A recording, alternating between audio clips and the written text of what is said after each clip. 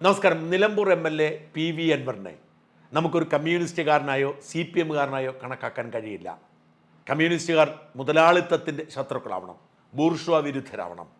എന്നാൽ നവമുതലാളിമാർ, പ്രത്യേകിച്ച് കളങ്കിത മുതലാളിമാർ കമ്മ്യൂണിസ്റ്റുകാരായത് കമ്മ്യൂണിസത്തോടുള്ള താല്പര്യം കൊണ്ടല്ല, പിണറായിസത്തോടുള്ള താല്പര്യം കൊണ്ടാണ്. കളങ്കിതരായ കച്ചവടക്കാരെ ചേർത്ത് പിടിക്കുക, അവരുടെ കളങ്കത്തിൻ്റെ പങ്ക് പറ്റി പാർട്ടി വളർത്തി അധികാരം നിലനിർത്തുക എന്ന പിണറായിസ്റ്റ് തത്വശാസ്ത്രത്തിൻ്റെ ഭാഗമായി കമ്മ്യൂണിസ്റ്റ് വേഷം കെട്ടിയ ആളാണ് PV അൻവർ. PV അൻവറിൻ്റെ നിയമവിരുദ്ധ പ്രവർത്തികൾ നമുക്കൊക്കെ അറിയാം.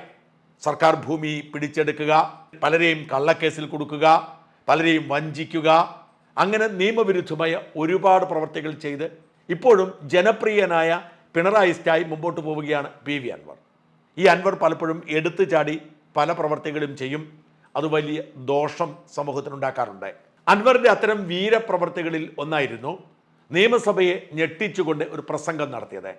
150 കോടി രൂപ പ്രതിപക്ഷ നേതാവ് VD സതീശൻ കർണാടകയിൽ നിന്നും ട്രക്കിൽ കേരളത്തിലേക്ക് കടത്തി, എന്നിട്ട് ആംബുലൻസിൽ പലയിടങ്ങളിലും കൊണ്ട് വിതരണം ചെയ്തു, എന്നിട്ട് തിരിച്ചു കൊണ്ടുപോയി കർണാടകയിൽ നിക്ഷേപിച്ചു എന്നൊക്കെ പറയുന്ന ആർക്കും ഒന്നും പിടികിട്ടാത്ത ഒരു പ്രസ്താവനയുമായി PV അൻവർ രംഗത്ത് വന്നു. ഇത് കേട്ട് തൊട്ടടുത്തിരുന്ന മുകേഷ് ചിരിക്കുന്ന ദൃശ്യങ്ങൾ അന്ന് പുറത്തു വന്നിരുന്നു. മുകേഷ് എന്ന് പറയുന്ന CPM MLA-ക്ക് പോലും ചിരിയടക്കാൻ കഴിയാത്ത ആരോപണമായിരുന്നു. ഈ ആരോപണം ദേശാഭിമാനിയും കൈരളിയും വലിയ അഴിമതിയായി കൊണ്ടുവന്നു. അത് കേട്ടുകൊണ്ടിരുന്ന കമ്മ്യൂണിസ്റ്റുകാർക്ക് പോലും ചിരിയടക്കാൻ കഴിഞ്ഞില്ല എന്ന് മാത്രമല്ല, ഇതുമായി ബന്ധപ്പെട്ട അവർ ഒരു തരത്തിലും മുമ്പോട്ട് പോയില്ല. അൻവർ നിയമസഭയിൽ പറഞ്ഞതല്ലാതെ പുറത്തു പറയുകയോ അതിന് പേരിൽ ഒരു പരാതി കൊടുക്കുകയോ ചെയ്തില്ല. ആർക്കെതിരെയെല്ലാം അൻവർ പരാതി കൊടുക്കാറുണ്ട് നമുക്കറിയാം. മറുനാടനെതിരെ അൻവർ കൊടുത്ത പരാതിക്ക് കയ്യും കണക്കുമില്ല. പക്ഷേ ഈ അൻവർ ഈ വിഷയത്തിൽ ഒരു പരാതി പോലീസിനോ വിജിലൻസിനോ ഒന്നും കൊടുക്കാൻ തയ്യാറായില്ല. അതേസമയം അൻവറിൻ്റെ ഒരു അസ്മാദി AH ഹഫീസ് എന്ന് പറയും. തിരുവനന്തപുരത്ത് അത്തരത്തിലുള്ള പല അസ്മാദികളും ഇത്തരം ആളുകൾക്കൊക്കെ ഉണ്ട്. ഈ അസ്മാദികൾ തിരുവനന്തപുരത്ത് ഇടനിലക്കാരായി ജീവിക്കും. അവരുടെ പ്രധാന തൊഴിൽ എന്ന് പറയുന്നത് ഇത്തരം ചില ആളുകൾക്ക് വേണ്ടി പരാതി കൊടുക്കുക, ഇത്തരം ചില ആളുകൾക്ക് വേണ്ടി സോഷ്യൽ മീഡിയയിൽ ഇടപെടുക എന്നതാണ്. കാഞ്ഞിരപ്പള്ളിക്കാരനായ ഹഫീസ് എങ്ങനെയോ തിരുവനന്തപുരത്ത് എത്തി ഇവിടെ പല ഇടനിലകളും ചെയ്ത് ജീവിക്കുകയാണ്. ഇപ്പോൾ തിരുവനന്തപുരത്ത് അത്യാവശ്യം ഭൂമി ഇടപാടുകളും മറ്റ് സ്വാധീനമൊക്കെ ഹഫീസിനുണ്ട്. ഹഫീസ് പല വേഷങ്ങളിലൂടെ പ്രത്യക്ഷപ്പെടാറുണ്ട്, പല പാർട്ടികളും മാറാറുണ്ട്. ഏറ്റവും അധികം അറിയപ്പെട്ടത് സ്കറിയ തോമസിന്റെ പാർട്ടിയുടെ നേതാവായാണ്. അങ്ങനെ ചാനൽ ചർച്ചകളിലൊക്കെ രംഗത്ത് വരും. അവിടെ നിന്ന് സ്കറിയ തോമസ് മരിച്ചു പോയതോടെ ജോസ് കെ മാണിയുടെ നേതാവായി രംഗത്ത് വന്നു. പലപ്പോഴും ചാനൽ ചർച്ചകളിലൊക്കെ ഹഫീസിനെ കാണാറുണ്ട്. പ്രധാന തൊഴിൽ എന്ന് പറയുന്നത് ഇടനിലയാണ്.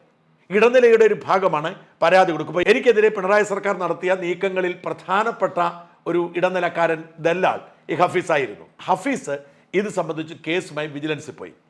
വിജിലൻസ് കേസ് ഫയലിൽ സ്വീകരിച്ചു. ദേശാഭിമാനി കൈരളിയുമൊക്കെ വാർത്തയാക്കി. എന്നിട്ട് വിജിലൻസ് വകുപ്പിനോട് റിപ്പോർട്ട് ആവശ്യപ്പെട്ടു.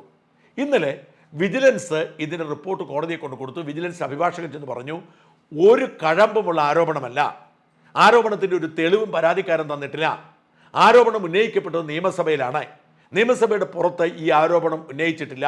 നിയമസഭയിൽ പറഞ്ഞ ഒരു പ്രസ്താവനയുടെ പേരിൽ ഒരു MLA-ക്കെതിരെ കേസെടുക്കാനോ അതിന് പേരിൽ MLA-യെ വിളിച്ച് ചോദ്യം ചെയ്യാനോ ഒരു അന്വേഷണ ഏജൻസിക്കും അധികാരമില്ല. ഈ ആരോപണം നിയമസഭയിൽ ഉന്നയിച്ച അൻവറിന് പോലും ഒരു പരാതി നൽകണമെന്നോ കേസാക്കി മുമ്പോട്ട് കൊണ്ടുപോകണമെന്നോ ആഗ്രഹമില്ല. അതുകൊണ്ട് ഈ കേസ് എടുക്കാൻ പാടാണ്, എഴുതി തള്ളണം, ഇതിന് തെളിവില്ല, ഇതുമായി മുമ്പോട്ട് പോകരുത് എന്ന് വിജിലൻസ് ബോധ്യപ്പെടുത്തിയിരിക്കുന്നു. ഓർക്കണം, ആരാണ് വിജിലൻസിൻ്റെ മന്ത്രി? പിണറായി വിജയൻ. ആരാണ് പോലീസിൻ്റെ മന്ത്രി? പിണറായി വിജയൻ. ആ പിണറായി വിജയന് പോലും ഈ പറയുന്ന അൻവർ ഉന്നയിച്ച ആരോപണത്തിൽ ഒരു വിശ്വാസവുമില്ല എന്ന് രേഖാമൂലം കോടതി പറയുക. അൻവർ ഉന്നയിച്ച ആരോപണം 150 കോടി രൂപ സതീശൻ കള്ളപ്പണ ഇടപാട് നടത്തിയെങ്കിൽ തീർച്ചയായും കേസെടുക്കേണ്ട ബാധ്യത വിജിലൻസിനുണ്ട്. സർക്കാർ അതിന് അനുമതി കൊടുക്കണം, അൻവർ തന്നെ പരാതി കൊടുക്കണം. ഇതൊന്നും ചെയ്തിട്ടില്ല. ഹഫീസ് പരാതിപ്പെട്ടപ്പോൾ ആ പരാതിയുടെ മേൽ കേസെടുക്കാൻ നിവൃത്തിയില്ല, തെളിവില്ല എന്ന് കോടതിയിൽ കൊണ്ടുപോയി പറയുക. നിയമസഭയിൽ പ്രതിപക്ഷ നേതാവിനെതിരെ ഒരു CPM-കാരൻ ഉന്നയിച്ച ആരോപണം പൊട്ടത്തരമായിരുന്നെന്ന് വിജിലൻസിന് ചുമതല മുഖ്യമന്ത്രി പോലും സാക്ഷ്യപ്പെടുത്തിയിരിക്കുന്നു. ഇതാണ് നമ്മുടെ നാട്ടിൽ ഒരു MLA-യുടെ നിലവാരം എന്ന് ഓർക്കുക. ഇതൊരു വിഷയം. മറ്റൊരു വിഷയം കൂടി ഇപ്പോൾ പുറത്തേക്ക് വന്നിട്ടുണ്ട്. സുപ്രീം കോടതി അൻവറിനോട് ചോദിച്ചു, നിങ്ങൾ എന്താണ് കടുവയ്ക്ക് ക്ലാസ് എടുക്കാൻ പോവുകയാണോ അതോ കടുവയ്ക്കെതിരെ സമരം ചെയ്യാൻ പോവുകയാണ്? പലരും ശ്രദ്ധിച്ച് കാണും. രാജ്യത്തിൻ്റെ പരമോന്നത നീതിപീഠത്തിൻ്റെ സമയം കളഞ്ഞ് അതിൽ ക്ഷുഭിതനായി കോടതി, നിങ്ങളുടെ ആവശ്യം എന്താണ്? കടുവയ്ക്ക് ക്ലാസ് എടുക്കണോ അതോ കടുവയ്ക്കെതിരെ സമരം ചെയ്യണമെന്ന് ചോദിക്കുന്ന സാഹചര്യവും നാണക്കേടും ഉണ്ടായി എന്നതല്ല. അതിനേക്കാൾ പ്രധാനപ്പെട്ടത് ഈ പറയുന്ന എടുത്തുചാട്ടവും ബോധപൂർവമായി വാർത്ത സൃഷ്ടിക്കാൻ വേണ്ടി നടത്തിയ ശ്രമവും ഈ നാട്ടിലെ പാവപ്പെട്ട മലയോര കർഷകരുടെ നെഞ്ചിലേക്കുള്ള നിറയാണ് എന്നതാണ്. വളരെ ഗൗരവത്തോടെ കാണേണ്ട ഒരു വിഷയമാണ്. നമുക്കറിയാം, കാട്ടുമൃഗങ്ങളുടെ ശല്യം സഹിക്കാനാവാതെ മലയോര കർഷകർ വെള്ളം കുടിക്കുകയാണ്. ഏറ്റവും കൂടുതൽ കൊല്ലപ്പെട്ടത് പത്തനംതിട്ട കോട്ടയം ജില്ലയുടെ അതിർത്തി പ്രദേശമായ പമ്പാവാലിക്ക് സമീപം തുലാപ്പള്ളി വട്ടപ്പാറയിൽ ബിജു എന്ന് പറയുന്ന 52 വയസ്സുള്ള മനുഷ്യനാണ്. ഇന്നാണ് ഞാൻ മനസ്സിലാക്കുന്നത്, എനിക്ക് പരിചയമുള്ള ആളാണ്, സംസാരിച്ചിട്ടുള്ള ആളാണ്, വളരെ ജനകീയനായ എല്ലാ കാര്യങ്ങളും ഇടപെടുന്ന നല്ലവനായ മനുഷ്യനെ കൊല്ലപ്പെട്ട ബിജു. ഈ ബിജു എല്ലാവരും എന്തുള്ള ബിജുവാണ്. ബിജു അവൻ്റെ പറമ്പിൽ ആന കയറിയപ്പോൾ ആനയെ ഓടിക്കാൻ രംഗത്തിറങ്ങിയപ്പോൾ ആന കുത്തിക്കൊന്നു. വലിയ വേദനയാണ് അവിടെ ഉണ്ടാക്കിയിരിക്കുന്നത്, വലിയ പ്രതിഷേധമാണ് അവിടെ ഉണ്ടാക്കിയിരിക്കുന്നത്. ഇങ്ങനെ നാടുനീളെ ഈ കാട്ടുമൃഗങ്ങളുടെ ആക്രമണത്തിൽ ജനങ്ങൾ മരിക്കുകയാണ്. ഈ വന്യമൃഗങ്ങളും മനുഷ്യരും തമ്മിലുള്ള ഈ പ്രശ്നം പരിഹരിക്കേണ്ട ബാധ്യത സർക്കാരുകൾക്കുണ്ട്. അതിന് ഇഷ്ടം പോലെ നിയമങ്ങളുണ്ട്, ഇഷ്ടം പോലെ അവസരങ്ങളുണ്ട്. സർക്കാർ അത് ഉപയോഗിക്കുന്നില്ല. അതിൻ്റെ കാരണം വനം വകുപ്പ് വനം സംരക്ഷിക്കുക, വന്യമൃഗങ്ങളെ സംരക്ഷിക്കുക എന്ന ഉത്തരവാദിത്വം നിറവേറ്റാനുള്ളവരാണ്. അവരെയാണ് മനുഷ്യരെ സംരക്ഷിക്കാനുള്ള അവകാശം, റവന്യൂ ഭൂമിയുടെ അവകാശം കൊടുത്തിരിക്കുന്നത്. വനം വകുപ്പിൻ്റെ ചുമതല കാട്ടിൽ മാത്രമാണ് എന്ന് അംഗീകരിച്ചാൽ തീരുന്ന പ്രശ്നമാണിത്. ഇവിടെ വനം വകുപ്പാണ് നാട്ടുകാരുടെ പുറത്ത് കയറുന്നത്. കാട്ടിൽ കയറുന്ന മനുഷ്യരുടെ മേൽ വനം വകുപ്പിന് അവകാശമുണ്ട്. നാട്ടിലിറങ്ങുന്ന മൃഗങ്ങളുടെ മേലോ നാട്ടിൽ പ്രതിരോധത്തിന് ശ്രമിക്കുന്ന മനുഷ്യരുടെ മേലോ വനം വകുപ്പിന് അവകാശമില്ല എന്ന് സമ്മതിച്ചാൽ മാത്രമേ ഈ പ്രശ്നത്തിന് പരിഹാരമുണ്ടാക്കാൻ കഴിയൂ. പക്ഷെ വനം വകുപ്പ് സമ്മതിക്കില്ല. സർക്കാർ വനം വകുപ്പിനെ അഴിച്ചുവിട്ടിരിക്കും. ഇതാണ് പ്രശ്നം. മനുഷ്യന് ജീവിക്കണം, മൃഗങ്ങൾക്കും ജീവിക്കണം, മൃഗങ്ങൾ കാട്ടിൽ ജീവിക്കട്ടെ, മനുഷ്യൻ നാട്ടിൽ ജീവിക്കട്ടെ എന്ന് വയ്ക്കാൻ സർക്കാരിന് കഴിയുന്നില്ല. ആ വീഴ്ച മറച്ചു വയ്ക്കാൻ സർക്കാരിന് വേണ്ടി അൻവർ സുപ്രീം കോടതി പോയി. സുപ്രീം കോടതി എടുത്തിട്ട് കൊടുത്ത ഹർജി തള്ളി. സുപ്രീം കോടതി പോയി അൻവർ ആവശ്യപ്പെട്ടത് മൃഗങ്ങളും മനുഷ്യരും തമ്മിലുള്ള തർക്കം പരിഹരിക്കണം, അതിനുവേണ്ടി പ്രത്യേക അന്വേഷണ കമ്മീഷൻ ഉണ്ടാക്കണം, അങ്ങനെ പ്രശ്നം പരിഹരിച്ച് മനുഷ്യനെ രക്ഷിക്കണമെന്ന്. കേൾക്കുമ്പോൾ ഓർക്കും കണ്ടു അൻവറിന് എന്തൊരു സ്നേഹമാണെന്ന്. പക്ഷേ അൻവർ ചെയ്ത ചതി മലയോര കർഷകർ മറക്കാൻ പാടില്ല. കാരണം നമ്മൾ എപ്പോഴും ആലോചിക്കേണ്ട കാര്യമുണ്ട്, ഒരു നിയമ പോരാട്ടം നടത്തുമ്പോൾ അത് പഴുതടച്ച് ചെയ്തില്ലെങ്കിൽ തിരിച്ചടിയായി മാറും. അതിന് ഏറ്റവും വലിയ ഉദാഹരണമാണ് യാക്കോബായ സഭ. യാക്കോബായ സഭയും ഓർത്തഡോക്സ് സഭയും നിയമ പോരാട്ടം നടത്തി. ഓർത്തഡോക്സ് സഭ നിയമപരമായി നടപടിക്രമങ്ങൾ പാലിച്ച് കേസ് നടത്തി. പ്രതിരോധിക്കേണ്ട യാക്കോബ സഭക്കാർ വേണ്ടത് വേണ്ട സമയത്ത് ചെയ്തില്ല. ഒടുവിൽ അവർക്ക് പണി കിട്ടിയപ്പോൾ ഓടി നടന്നിട്ട് കാര്യം വല്ലതുമുണ്ടോ? ഇവിടെയും അങ്ങനെയാണ്. നമ്മളൊരു നിയമ പോരാട്ടം നടത്തണമെങ്കിൽ അതും വനം വകുപ്പിനെതിരെ, കാടിനെതിരെ, പരിസ്ഥിതിക്കെതിരെയുള്ള പോരാട്ടമാണ്. അത് നമ്മുടെ ഒരു ആധുനിക സമൂഹത്തിൻ്റെ പ്രത്യേകത. ആധുനിക സമൂഹം കൂടുതൽ പരിസ്ഥിതി സൗഹൃദമാണ്. കാട് സംരക്ഷിക്കപ്പെടണം, മൃഗങ്ങൾ സംരക്ഷിക്കപ്പെടണം എന്നതാണ് ആധുനിക സമൂഹത്തിൻ്റെ പ്രത്യേകത. അത് തെറ്റൊന്നുമല്ല, നല്ലതാണ്. പക്ഷെ ഒപ്പം മനുഷ്യനും സംരക്ഷിക്കപ്പെടണം എന്ന് നമ്മൾ ദയവോടുകൂടി ചോദിക്കാൻ മാത്രം പറ്റുന്ന ഒരു സാഹചര്യമാണ് ഇവിടെ ഉള്ളത്. അല്ലെങ്കിൽ മനുഷ്യനേക്കാൾ മൃഗങ്ങൾക്ക് കിട്ടും.